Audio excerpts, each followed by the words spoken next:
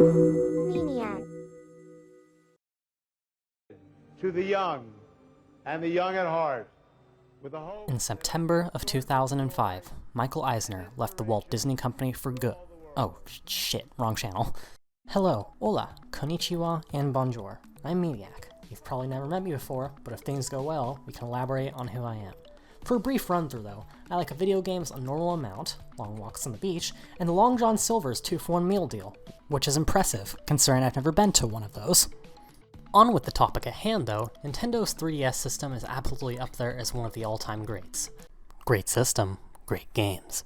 And one of the best features of the 3DS is Streetpass, a function that allows the 3DS to connect to other nearby 3DS systems wirelessly and exchange data for rewards and other goodies for the hundreds of 3DS games and apps that supported it. The main headliner of Streetpass, though, is the titular Streetpass Mii Plaza, a pre-installed app that came with the 3DS on launch, like how the liver is pre-installed with most human bodies. Streetpass Plaza was great, man. It came with major hits like Puzzle Swap, Find Me 2, and oh dear god, there's more?! Yeah! If you weren't a total thumb-sucking idiot child like me during the 3DS's heyday, you know there were DLC expansions for the thing, including the likes of Monster Manor, Mii Force, and Gluttony. But now, a question arises. Which one of Nintendo's weird little freaks here is the best little freak? So this is where we're gonna pull out the handy-dandy tier list, YouTube's favorite video genre since sliced bread. We're gonna be ranking these suckers on a scale of coal to more fun than that time I got some merging pudding. So let's get on with it already. So, wait, before we start, how exactly am I going to rank these? Getting a Street Pass is almost impossible in modern times, save for conventions and large gaming events, if you're lucky. Looks like we're gonna have to mod our 3DS, which is really easy, by the way. Oh, don't give me that. To make sure we can get the most out of these games, we're going to be using the application NetPass, a homebrewed app meant to allow you to connect to other NetPass users and gain Street Pass hits on your system, without ever having to go outside and see the sun, just as gamers always wanted. Puzzle Swap, developed in-house by Nintendo's SPD division, was one of the handful of launch games for the Streetpass Mii Plaza, this one being included for free with every 3DS system. Puzzle Swap allows you to collect puzzle pieces to make these incredible 3D art pieces you can look at once they're finished. Pieces were gained by either offering up one of your precious 3DS Play coins, or shockingly, Streetpassing with another user. The really cool part about this one though, is that the puzzle pieces you could receive were actually based on what the other user owned, as you can pick and choose what pieces to get out of what the other user actually has. Of course, everyone has different definitions of cool, as you probably hate this aspect once you receive your 30th Mii who has literally no puzzle pieces. Thanks, Eric from Florida! How about you go hang out with your kids instead of wasting my time with your lousy collection of puzzle pieces?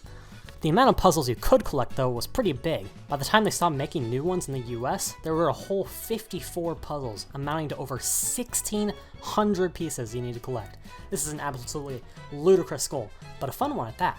And that's what this Mii Plaza game is, just fun. It's not much of a game, but one of the most satisfying experiences the application offers, and it never really gets old, at least to me. It's just collect the pieces, build up puzzles, and stare at them with that 3D slider cranked to the max to justify not buying a 2DS instead for cheap. And for this, as simple as it is, I just have to give Puzzle Swap the ranking of better than pudding. Like, really, anyone who picks up Street Pass will get this one instantly. It makes the goals and functions of Street Pass immediately clear. So, let's put it up there. There we go.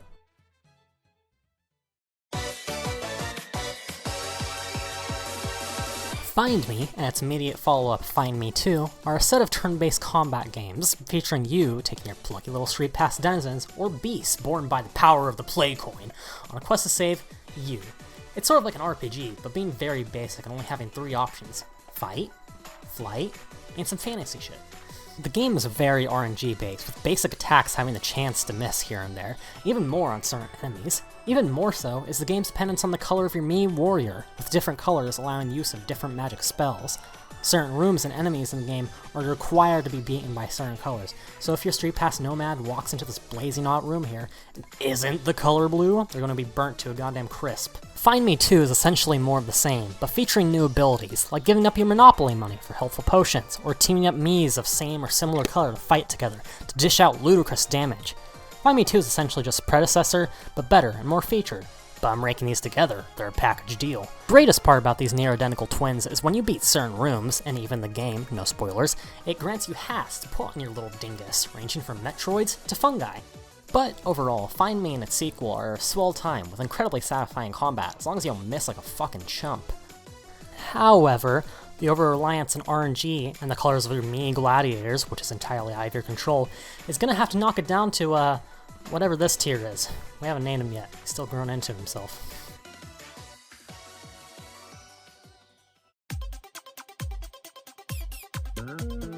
Slot car rivals, also referred to as Streetpass slot racing in Europe for some European reason, is a weird little racing game developed by Goodfeel, the infamous developer of Monkey Barrels for Nintendo Switch. Slot car rivals sees you driving a little toy car on a linear track on a multitude of courses, your main job being acceleration and making sure the sucker doesn't fall off and kill a family of 5 in the process.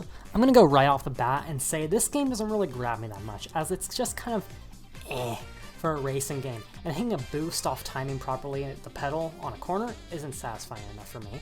The Street Pass function of the game is also kind of odd, allowing you to obviously race against the random strangers you've picked up, but once they're done, they'll make you a booster chip to boost the stats of your car in the next race, rather than affecting your current race. Which is going to be necessary, as some of these later courses in the game are tough, throwing you all around and even introducing new mechanics like ramps, and lining up turns and the like next to each other. Another standout feature of this game is the car maker, allowing you to create your own personal Miitopia and slot it into the race. Again though, this doesn't grab me that much, as the cars and options you get are just so bland and don't allow me to make the invisible boatmobile like I should. There's also a selection of special cars, being unique cars impossible to make in the creator tool, like a fire truck and a formula car. You can earn these by doing well in races and on certain courses, being one of the only things to earn besides plaza tickets. But in the end, I just don't really care.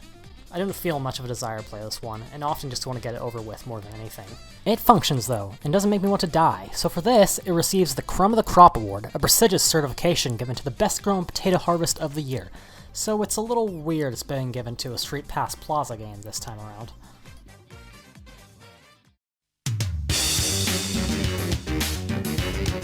Market Crashers, also created by Goodfeel, sees it taking on the role of a stock market trader, making moves, selling shares, and praying to the Dow Jones that you'll get to eat tonight. But you're not like the other stock traders. You've been given a blessing by the big wigs at the top, the type of guys to restrict water access to developing countries. And you've got the assistance of your advisors, your Street Pass friends in shining armor, or cat people you paid off with clearance bucks.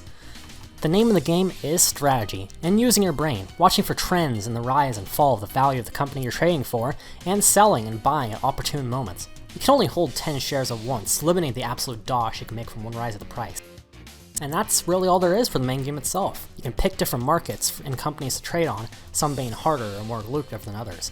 Just make sure to sell when the opportunity strikes, and listen to your gaggle of adoring investors as they'll often chime in with predictions of the market trends. However, when you do start to grow your cash and build up a McDuck-like stockpile, you can use your money to buy little trinkets from the shop. These don't really do anything as far as I can tell, but they're neat little collectibles, often based on the other Street Pass Plaza games it shares an apartment with.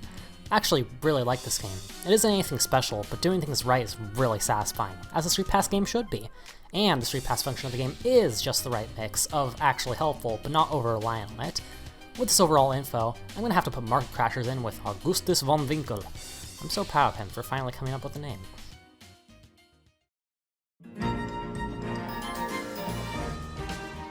Feed Me is a hunger-based cooking game developed by Prope, where your goal is to fashion up delectable meals to feed hungry bands of Street Pass warriors.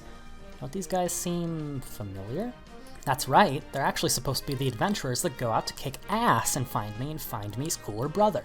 This establishes the Find Me Street Pass Quest cinematic universe, so expect to see Eric from Florida in the sequel to the Mario movie soon. Real quick though, I'm gonna level with you guys. There's not much to this one. Each Street Pass adventurer brings with them a delicious ingredient to construct the dish the group requests. Make it wrong, and your Guardians of the Realm will go out to fight on an empty stomach, dooming the kingdom and your locked up Mii forever. And this is fine by me, as creating a dish is quite literally surmising the ingredients of a dish, using your brain and hoping damn well you have the pork to make pork dumplings.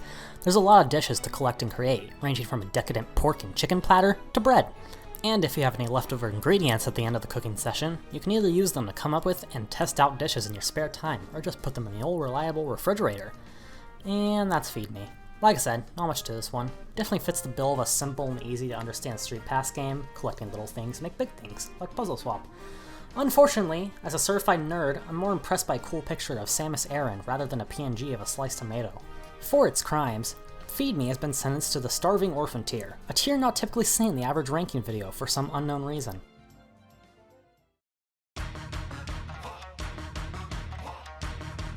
Ninja Launcher, also developed by Probe, sees you strapping your innocent Kokeshi doll lookalike into a cannon and shooting them raw at Satan's army. Lucky for you though, there's inexplicably armor, weapons, and headgear directly in the path of your ascent, and all you have to do is move them around to make sure your Mii can collect all of them and vanquish the evil of the night. Really, that's it. You can't change the angle or aim of the cannon, so all you can do is move the equipment left to right to ensure you'll collect every single piece. Of course, there's a little RNG to this, with the equipment you get in your path not being up to choice, and the ranging damage values you'll get upon collision with these unholy fighters. This rarely makes a difference, however, so as long as you ensure you hit all 10 equipment flags, you're almost guaranteed to kill your foe in one hit. It's really fun despite this. Lining up and testing out shots is just an addicting gameplay loop, and probably do numbers in the Google Play Store as its own game. I haven't reached the end of this one, assuming there is one, but it's definitely not one I try to avoid like Slot Car Rivals. For its surprising achievement and not wasting my time, it goes into B for former Polish dictator Bohuslav Bierut.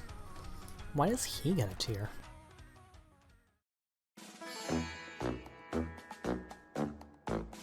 Mii Trek is a strand-type game created by Arzest, developer of classic and beloved games, like Balan Wonderworld. You'll find yourself out in the wilderness, with nothing but your wits, your group of 10 equally lost explorers, and a gun. This idea may present a far cooler game, but what it actually means is a flat map, a flat world with flat people, and flat dreams. Gameplay here means choosing between the many different directions presented to you, and stumbling around until you find either an obstacle or a treasure. You're limited by the amount of steps provided to you by your intrepid group of pioneers, because once they're all done, you're done, because you're incapable of moving an inch without a helping hand from Eric from Florida, who's not seen his children and family in months. This game is kind of a slog. Your main goal is to collect pieces of a treasure, the first one being the crystal skull, like that one from that Lego game, with the guy. The only real action you're ever going to see in this game is the rare moment a wild animal will show up in your path, either prompting you to snap a picture of it for the family, or shoot it with your weapon and put it on the endangered species list. Also, the music when you 360 yes-scope an animal is so sick. Check this shit out. Overall, Mii Trek is a mistake and a half, but at least has its moments, so I get to put it along with Slot Car Rivals. Unfortunately for it, only one person a year can earn the Crumb of the Crop award, so it just gets a participation trophy.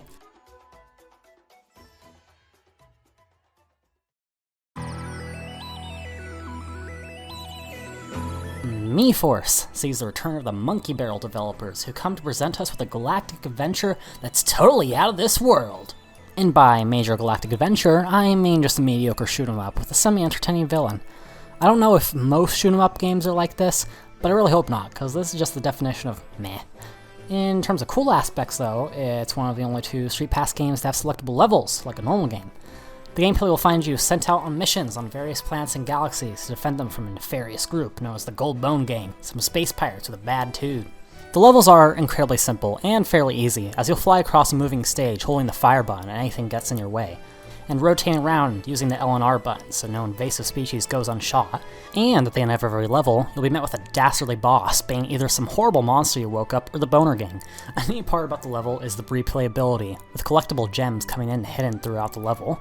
If you get all 5 gems, you get to show them off to your buddy Pedro, who will then go, "Huh? Why are you showing me this? I don't give a shit about some built-in software for a console from 14 years ago." You'll then get a sad feeling, because you don't have a buddy Pedro, and you haven't spoken to another human being since they stopped developing games for the 3DS. Oh, God. Oh, yeah, the Streetpass aspect. You'll find your squad split up throughout the mission, who you'll have to rescue and attach to your ship to upgrade your weapon systems. If they get hit, they'll sacrifice themselves so the whole fleet doesn't get taken down. In the end, it's alright. I doubt it's anything special in the genre it resides in, and I don't really care for it. It could still go along with Slot Car Rivals, snugly right in the B tier. I'd make some, witty joke about the actions of the dictator this tier is named after, but you can check this guy's Wikipedia page. He didn't do anything!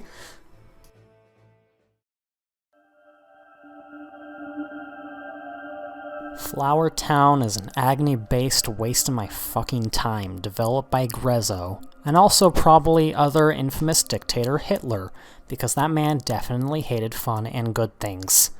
I don't have anything positive to say about Flower Town. If you are a fan of Flower Town and all things surrounding Flower Town, I would recommend clicking off the video before your baby gets the most unenthusiastic commentary ever. Flower Town will find you unwillingly bound in the greenhouse of Mr. Mendel, an evil spirit disguised as a kind botany-loving middle-aged man. Mr. Mendel will encourage you to go out and greet your loving Streetpass hippies, but do not listen to him.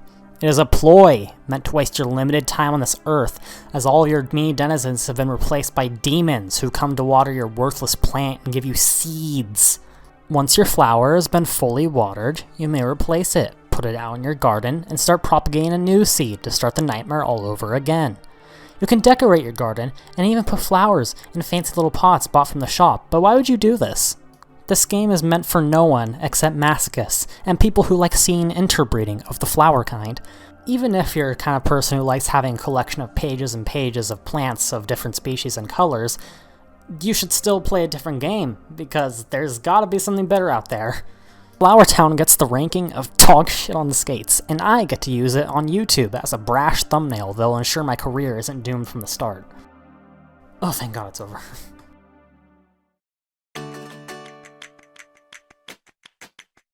Warrior's Way, developed by the then recently merged Spike Chunsoft, is rock, paper, scissors, but for cool people, and also the complete opposite. Being the recently appointed head of an entire monarchy, you now have a disposable army to do whatever you please with, in this case, using them to invade other countries and pillage their people. Wow, this Nintendo game is kind of dark! With every Streetpass king, queen, or thing you meet, you'll rack up even larger and larger armies, allowing you to go into battle. Battling involves doing a game of rock, paper, scissors, but instead dividing up your armies into specific units, with the right units doubling in power against the proper opponent, and weakening against the wrong ones. It's actually entirely possible to win even if you don't put up the right units, as long as you have great enough numbers. But as you can tell in this footage, I didn't do either of those. It's actually a pretty neat aspect that definitely sets it apart from normal rock, paper, scissors. Other neat aspects of the game are various random weather conditions that can appear, changing the tides of battle and even weakening or strengthening certain units. Other than that, it's pretty simple. My only complaints being that sometimes you just won't really be able to do anything after a Streetpass hit, because a lot of people just have completely minuscule armies to share with you, leaving you with not even close enough to take on your next challenger. For these aspects, Warrior's Way has to go with Bullslaw, the thinking man's coleslaw.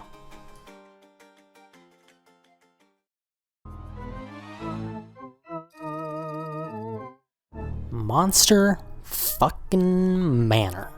I've been waiting to talk about this one for the past 3 weeks I've been working on this video.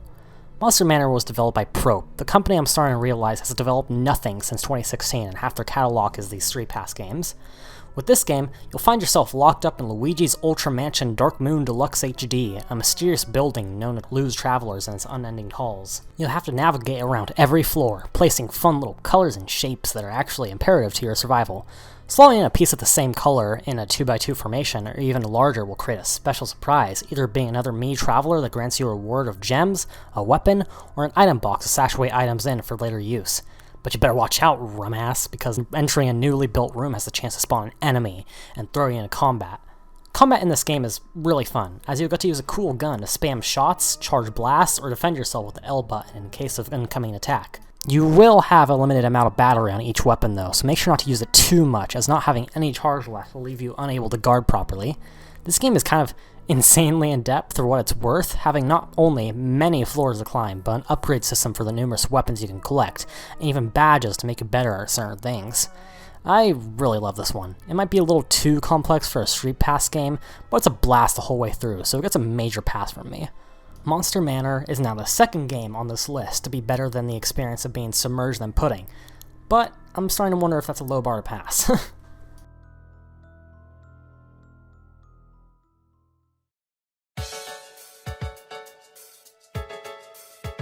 Welcome to the penultimate item on this list, the ultimate fishing game. Strap on your Bass Pro Shops fishing hats, because we're heading out to Prelude Island to overfish a species and cause a mass extinction. Developed by Probe once again, Ultimate Angler is another entry on this list I've been itching to talk about. Like, seriously, I got this horrible red growth in my back because of it. Ultimate Angler is straight up just a fishing game, no doubts about it, but with similar levels of depth and content as seen in Monster Manor. You'll get to head out to various islands, rod in hand, to fish up ludicrous amounts of fish with a bait given to you by your Streetpass fisher people, and get the designated fish you need to clear the area and move on. Fishing in this game is actually really fun. You can choose any of the various baits given to you, but you can also mix them into large baits to increase your chance of getting specific fishes, or increasing the chance of getting some very large fish. Once that line gets bit, it's time to move, because fish in this game are fucking ferocious. You'll have to absolutely tug on that thing by spinning the reel on your bottom screen and try to bring it to your boat. Problem being that pulling too hard will actually snap your line, so each fish is a game of balancing not tugging too hard so your line doesn't snap, and not tugging so little that the fish gets away. With most fish, this process is fairly easy, but with what are essentially the boss fish you need to clear an area, this procedure comes insanely difficult. So tough to the point that oftentimes you'll have to fish the same fish multiple times and attempt to tire them out so catching them becomes easier. Fishing in the game is really engaging, which I'd hope considering it is the entire game. Beyond that though are the various rods and items you can collect. Every rod you can obtain specializes in certain skills, whether that be the pulling speed of fish or the line not snapping as soon. Not only can you upgrade these rods, you can even merge rods as a cheap trick to make weak rods stronger. And with all those fish you've collected, you can pop them into various tanks of your choosing, some with really cool decorations that you can choose out. Ultimate Angler is a swell time, and absolutely not one to be missed like that loser Flower Town. Ultimate Angler gives us our third pudding tiered game, not to be confused with the yogurt type tier.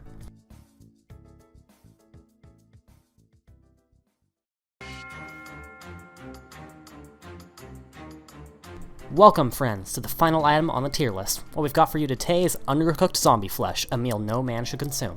Battleground Z is a disappointing beat-em-up, I think. I can't really tell what it is because it blows chunks. With the world fallen to ruin due to the apparent zombie apocalypse, it's up to you to head out there and rescue stranded survivors and save the world. Being the only other Streetpass game to have levels, you'll find that each one has a different objective, whether that be simply surviving for an amount of time or defending a specific location or survivor. A neat part about this game I can give is the amount and variety of weapons you can collect in the levels. The Streetpass function will spread out survivors across the level, who will either allow you to team up with them for a time, or give you one of the many weapons in the game. These weapons are pretty fun and unique from each other, ranging from a Wii remote that you can swing to summon a sword, or a boombox that pumps out fat beats. Beyond that, I personally do not find much enjoyment in this one. A lot of times things just feel out of your control, like how in my footage the survivor I was assigned to protect just kept dying. Although it could just be bad, it's your decision. It's a really similar situation to Mii Force for me, in the sense of the levels I don't find really fun, and there's no depth outside the levels, in the sense of any kind of upgrading or leveling up kind of system in the game. It's not completely agonizing, but very much a waste of my time. For this, it gets to be put along with a Starving Orphan tier, a tier I was advised not to put in this video by my lawyer.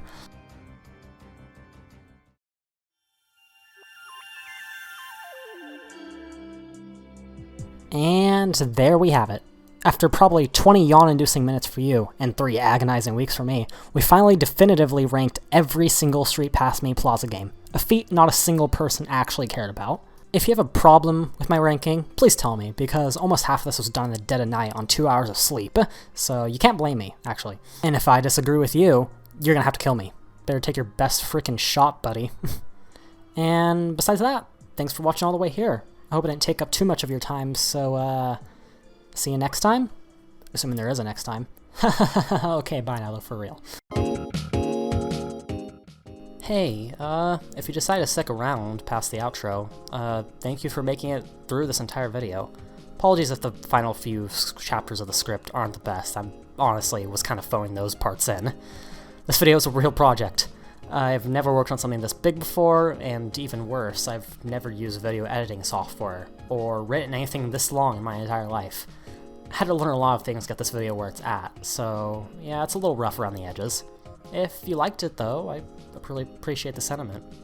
If maybe enough people like it, perhaps it could motivate to make more? I think it'd be neat, and I do actually have a handful of ideas for more videos on the table. Not sure how possible they are, but we'll see. Thanks for watching.